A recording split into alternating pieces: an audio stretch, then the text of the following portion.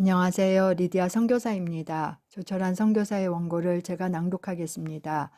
저희 부부는 뉴질랜드에서 엘리야의 소리 방송을 하고 있습니다. 오늘 엘리야의 소리 222회 방송 주제는 하나님께서 이스라엘에게 약속하신 땅 44, 우리의 할 일 1입니다. 이스라엘에 대한 하나님의 계획을 알려주는 예언적 말씀으로부터 네 가지 결론을 도출할 수 있습니다.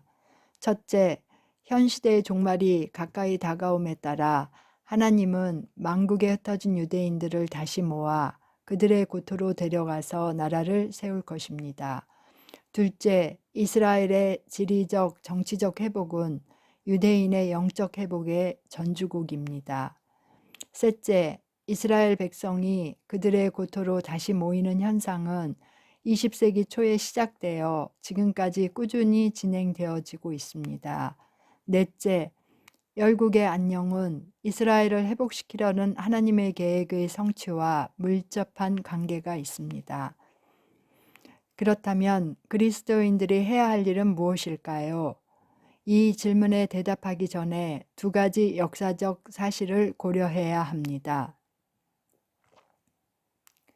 첫째, 유대인이 아닌 모든 그리스도인은 미국인이건 한국인이건 상관없이 우리의 모든 영적 기업을 이스라엘에게 빚지고 있습니다.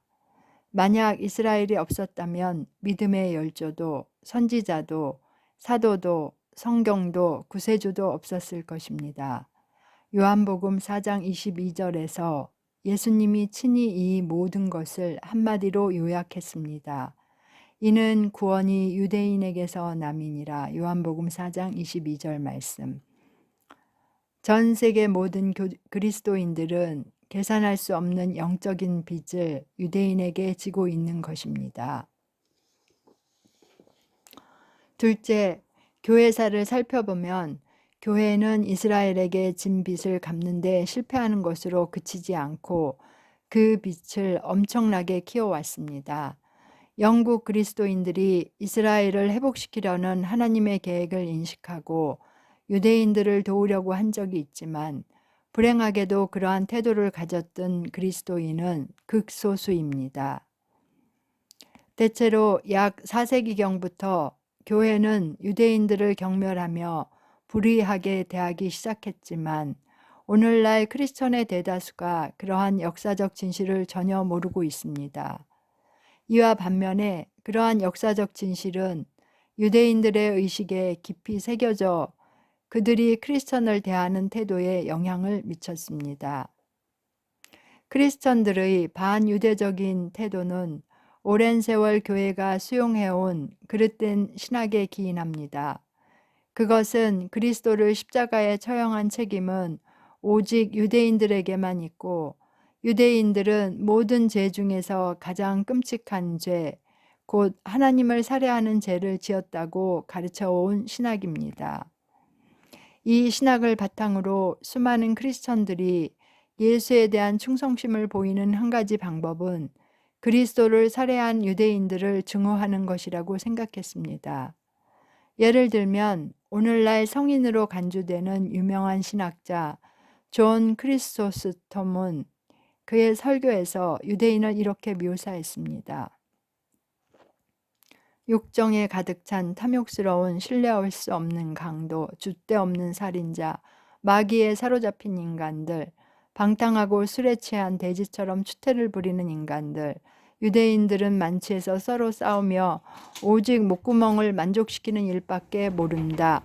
유명한 신학자가 유대인을 향해 그렇게 감정적인 발언을 한 것은 끔찍한 일이지만 그보다 더 비극적인 사실은 크리소스톰의 발언이 그 후 오랫동안 수많은 크리스천들의 태도와 신학에 깊은 영향을 미쳤다는 점입니다.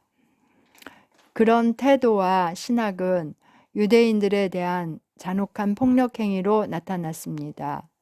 예를 들어 11세기 말 첫 십자군 원정에 참여한 크리스천들은 유럽에서 중동으로 가는 길에 유대인 촌락에 들어가서 남자들과 여자들과 아이들을 남김없이 학살했습니다.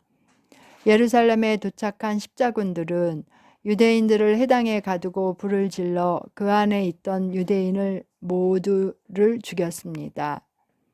십자군들은 그 모든 만행을 그리스도의 이름으로 십자가를 들고 행했습니다.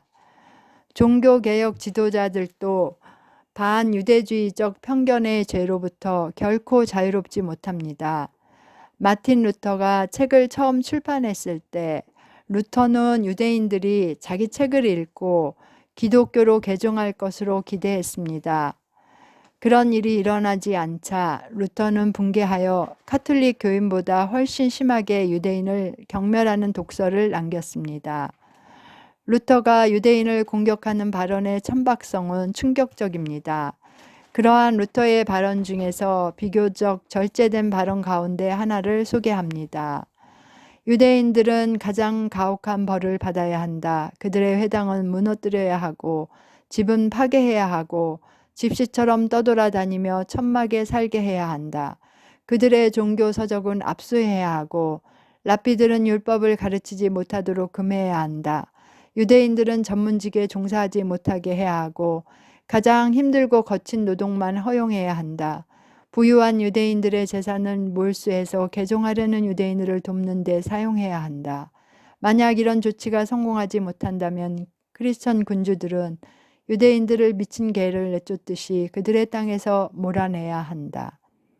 그로부터 수세기가 흐른 후 나치가 독일에서 권력을 잡았을 때 그들은 반유대주의 정책을 천전하기 위해 마틴 루터가 남긴 글을 이용했습니다.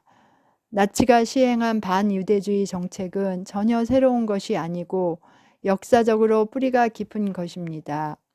이러한 역사에 대한 책임은 기독교 교회가 져야 합니다. 교회가 씨를 뿌렸고 나치가 수확을 거두었다고 할 수 있기 때문입니다. 엘리야의 소리 시청자 여러분, 엘리야의 소리 223회 방송 주제는 하나님께서 이스라엘에게 약속하신 땅 45, 우리의 할 일 2입니다. 2024년 5월 18일 토요일에 다시 뵙겠습니다. 감사합니다.